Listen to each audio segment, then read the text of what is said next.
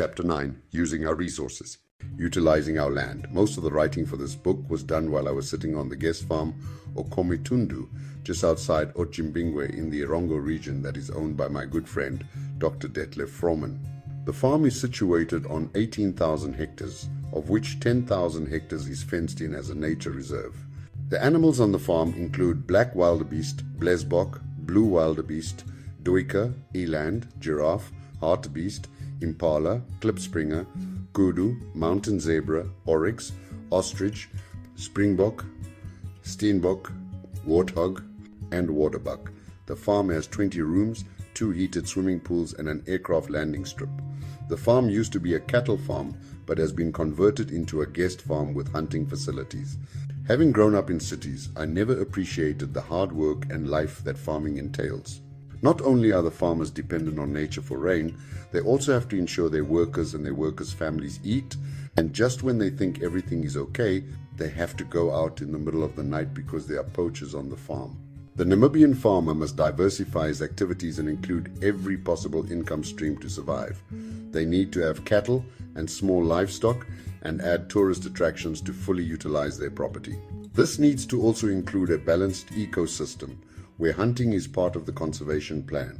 To save Africa's wildlife, we must do 3 things. 1. Understand the real implications of the past history of the continent's wildlife conservation policies. 2. Correctly evaluate the current state of wildlife affairs. And 3. Project ourselves into the future in order to put into action a politically supported plan that takes into account all the realities of Africa. Morning exercise shared with the animals. It was my last day on the farm and I needed to get back to Windhoek to start the year. I got up early, watched the sun come up and started on a leisurely jog up a small hill behind the farmhouse. The trail goes through the nature reserve and it is about 3 kilometers to the summit. I have made the early morning jog with my friend Detlef for the past 4 years and have always come back from the excursion with some really good ideas. In fact, writing this book was also one of our ideas while out jogging. This was my last morning and I was alone. My head was already full of things that I would have to do and I was not paying much attention to the route. I suddenly rounded the farm dam and saw a group of about 20 wildebeest. I stood still while they ran about 20 meters and looked back at me. They reminded me of sales assistants in a clothing store on a Saturday morning watching my daughters and I enter. They instinctively know my daughters and I are window shopping, not yet ready to buy. In the same way the wildebeest knew I was here to look, not to catch and eat. The path was headed parallel with where they were standing, and when I started jogging again, they then started leisurely past me in the other direction. I was still marveling at this encounter when I looked up to see an oryx directly ahead in my path. He spent a few seconds looking at me before disappearing behind a bush. When I came to the place the oryx was, there was small clearing and he had only reversed some 20 meters into the bush. It looked very much as if we had come to a crossing at the same time. And he was giving me the right of way. As I jogged further, a peace came over me, knowing that while the animal and their families were being looked after, mine would be too. When I came to the crown of the hill, a possible solution hit me for the poaching problem. Selling game meat could be a new small business with outlets throughout the country. The Farmers Association in an area can come together and set up a marketing scheme for some of their game meat. At present, many guest farms and others shoot the old male animals, for example kudu, oryx, etc., and this meat is available to the workers and to other locales. This is in comparison to the poacher, which takes any animal, female, young, old, pregnant, etc., they can find. It can be arranged that a local, mature woman identified in the community can be assisted with a fridge or freezer, and some of the game meat can be sold through her home enterprise. The price the meat is sold for averages $12 on the farms, and the meat sold by the poacher is also close to this price. Therefore, this home industry will be competing directly with the poached meat, but ensuring the consumer has fresh, hygienic, and legal meat products. With assistance, this business can grow and add processed meat products. Within 3 to 5 years, the business could even supply to the surrounding farms. for example labor-intensive or specialized products such as salami, sausages, etc. In this way, the customer of the poacher is diverted to buy from a legal route and the economic incentive taking away for this activity. In addition, we need to strengthen our laws for poaching. It is ridiculous we give such low sentences for poaching, while cattle theft can lead to 15 years imprisonment. The activities of the poacher are much more negative in that not only are they depriving the farmer, they are also scaring the tourists from returning to Namibia. I grew up in a city. Most of my life has been spent in cities around the world. My knowledge of agriculture would probably not even fill a page. Thus, I leave this topic to the experts. However, I must point out a rather critical factor in our own food production, namely the lack of interest of most of our urban communities in planting gardens. Even while living in a large urban area such as Johannesburg, I noticed that many of my friends and family created home gardens. These range from windowsill, growing of herbs and other small plants, to larger areas for growing carrots, tomatoes, mealies, corn and potatoes. I still love the smell of cruise mint, a peppermint type plant grown outside our kitchen window, and enjoy adding it to my tea. My question thus is, why do more Namibians not plant vegetable and herb gardens? I recently was explained how to grow a bag of potatoes. I have not tried it yet, but have been assured it works. You need to take a potato with small shoots growing from the eye, place it inside an empty car tire, and cover it with ground. It is important you keep this ground moist. After a period of time, you will see green shoots start to appear. Once they are 10 centimeters, add another tire on top of the first one and add ground till the brim. Once again, remember to keep it moist. This should be repeated till you have reached a height of 4 or 5 tires. Now, kick over the tires and sort through the ground. You should have enough potatoes to fill a bag. The biggest obstacle for the full development of our tourism industry is that the majority of Namibians do not participate in this economic sector. Most tour operators, hotels, guest lodges, etc. are owned and operated by foreigners or run by the very small group of white German-speaking lodge couples. To tackle the issue, we need to introduce our own country to our people. I encourage the television stations to broadcast more documentaries on the areas of interest within the country. How many Namibians know that there is a winemaker along the Omaruru River? I had to find this out from a group of friends visiting from Germany. It is a shame that so many of us in Namibia have very little knowledge of our natural surroundings. In previous years, we had regular veld schools which introduced children to the basic survival skills. This must be expanded in our schools and must also include those who cannot afford the trip. There are very few places in Namibia where there is not a tourist lodge or farm within 100 kilometers of the school. The tourism business should invite the community to their properties to enable better understanding by the community of the benefits to the region. The following table indicates just how the tourist dollar enters the local economy.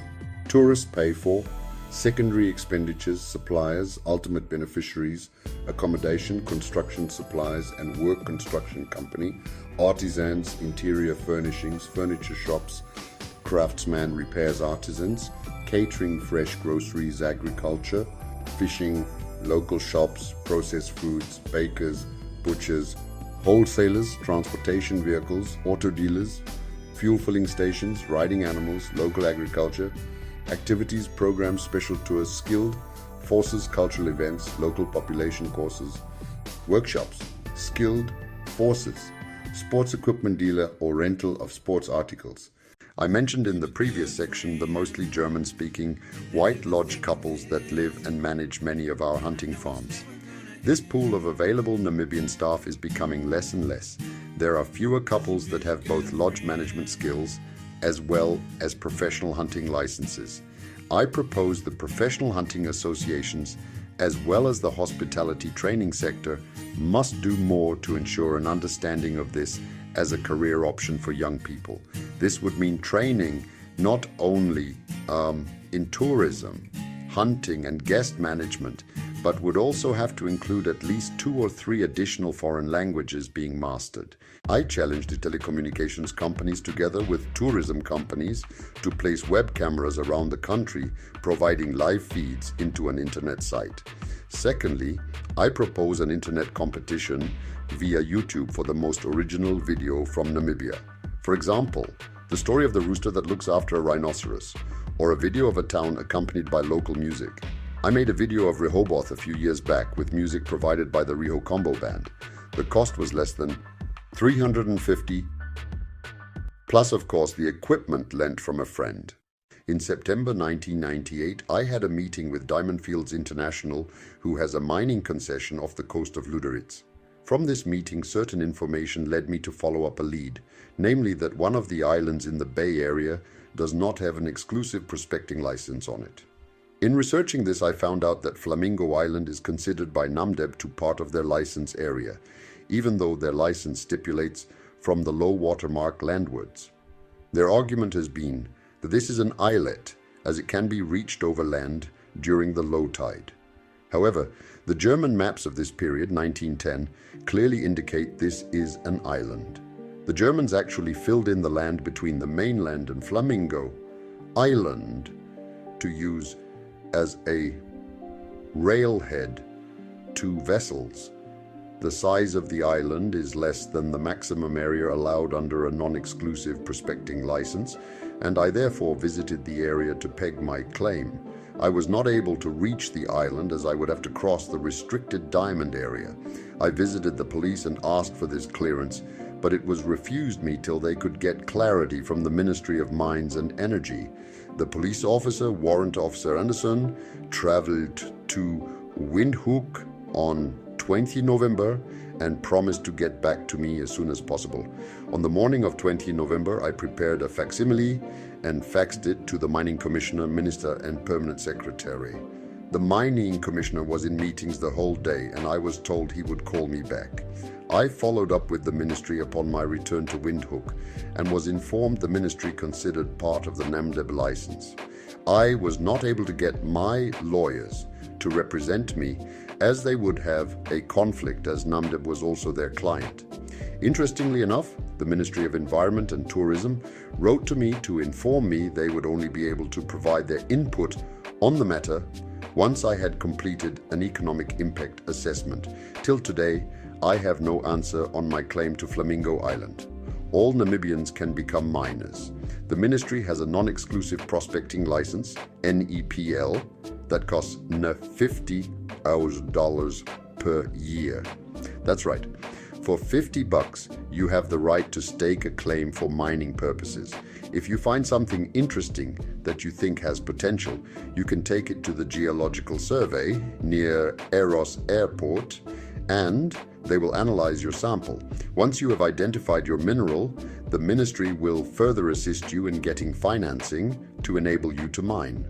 In addition, if you wish to have better information on your farm or area you live in, most of the areas in Namibia have been surveyed and you can get a load of information from the Ministry of Mines and Energy.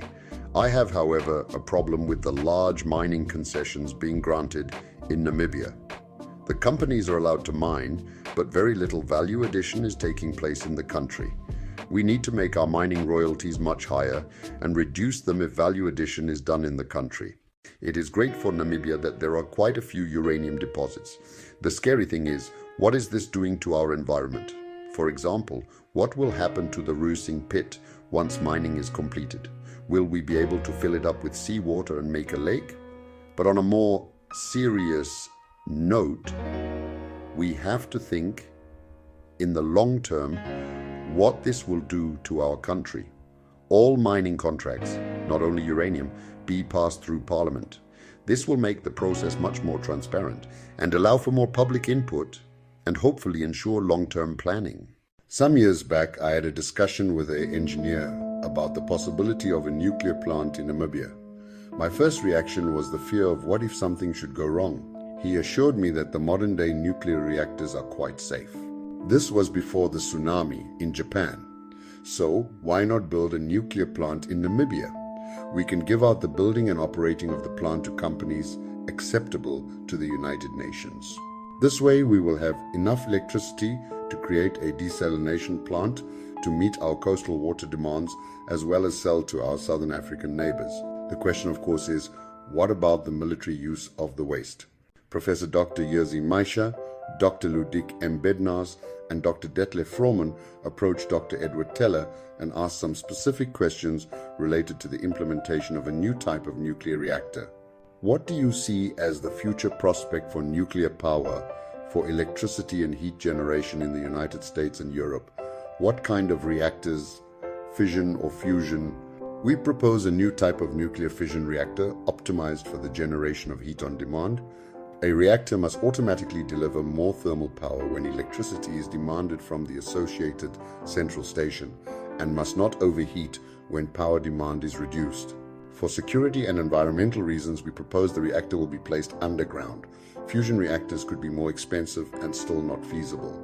Please describe the idea of underground reactors. These reactors are fundamentally different in design, implementation, and operation from conventional light, water-cooled, and moderated reactors of currently in widespread use. They feature a low average enrichment initial fuel loading that lasts the entire 30-year full power design life of the power plant and which is intended never to be removed from the reactor.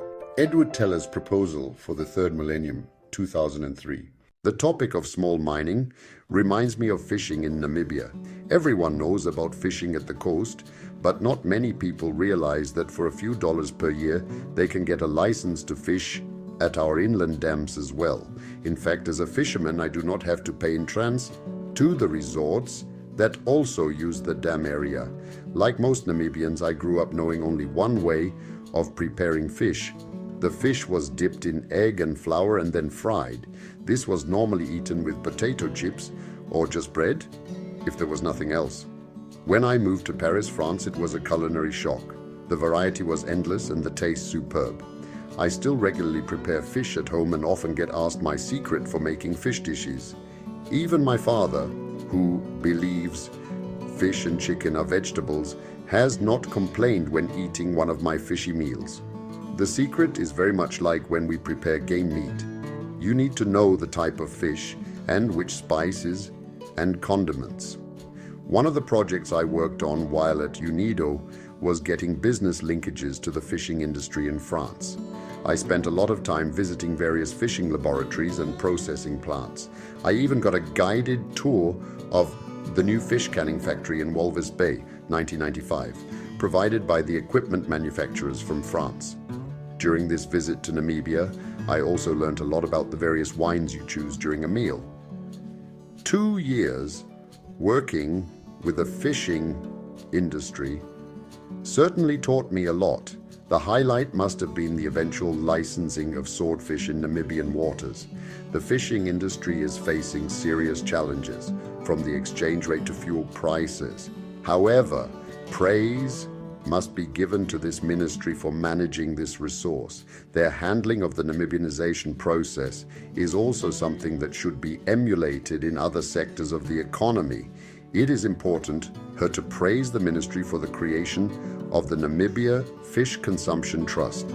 This organization has, through its own fishing quota, created a number of fish shops, as well as restaurants and takeaways providing various fish dishes. The horse mackerel industry should also do more to develop onshore facilities. I believe the quota is being underutilized, and this could be used in creating jobs in drying facilities or other finished food products, for example, UN food aid programs. My hope is that more Namibians see the value of eating fish. Perhaps this will solve one of our health problems, namely gout.